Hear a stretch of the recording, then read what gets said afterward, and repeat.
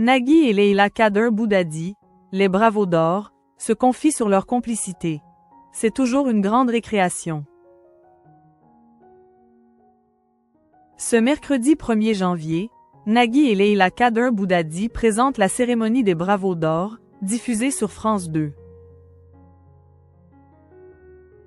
Duo complice et complémentaire, à la vie comme au travail, les deux amis se sont confiés sur leur entente parfaite auprès. Deux maîtres de cérémonie qui n'ont aucun secret l'un pour l'autre. Au lendemain de la Saint-Sylvestre, Nagui et Leila Kader Boudadi ont décidé d'offrir une rétrospective de 2024 aux téléspectateurs. Le temps d'une soirée exceptionnelle, préenregistrée au Théâtre Marigny et diffusée ce mercredi 1er janvier sur France 2, les deux animateurs sont aux commandes des Bravos d'Or.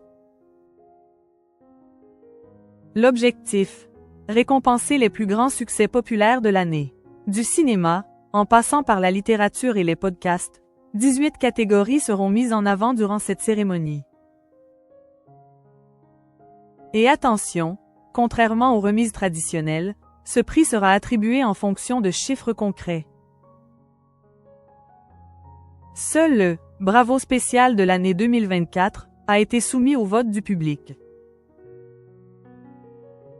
Lors d'une conférence de presse organisée le 13 décembre dernier, à laquelle Gala.fr a assisté, Nagui et Leila Kader Boudadi n'ont pas caché leur joie à l'idée de présenter ensemble cet événement.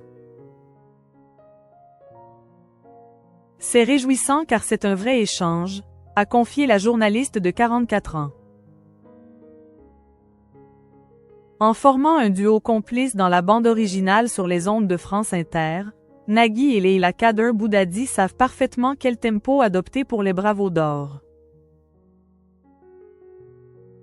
On se connaît donc, on sait comment faire pour suivre les propos de l'autre et enchaîner, a révélé la présentatrice du JT de 13h Week-end de France 2. Et de poursuivre. Depuis le départ, lors des soirées et des primes que nous avons fait pour France Télévisions, on s'impose ce qui pourrait être une contrainte pour beaucoup. On ne rédige pas les textes que l'on dit à l'antenne et je trouve que c'est une vraie liberté. On se regarde et on échange comme à la radio. Et ce n'est pas Nagui qui oserait dire le contraire. Comme on le fait à la radio, tout est basé sur le regard. On n'hésite pas non plus à rebondir sur ce que dit l'autre. Ça se fait très naturellement, a assuré le mari de Mélanie Page. Une complémentaire, souvent marquée par des petites surprises, qui ravit Leila Kader Boudadi. Tout ce que je fais avec Nagui, c'est une récréation. Ce n'est pas le même univers qu'avec une rédaction, où tout doit être écrit et comptabilisé. Je peux garder la même rigueur de ce que je raconte en apportant une fantaisie supplémentaire, une joie supplémentaire, a-t-elle conclu. Nagui et Leila Kader Boudadi étaient faits pour travailler ensemble. Entre Nagui et Leila Kader Boudadi, c'est une longue histoire. Tout a commencé en juillet 2014 lors d'un concert de Damon Albarn.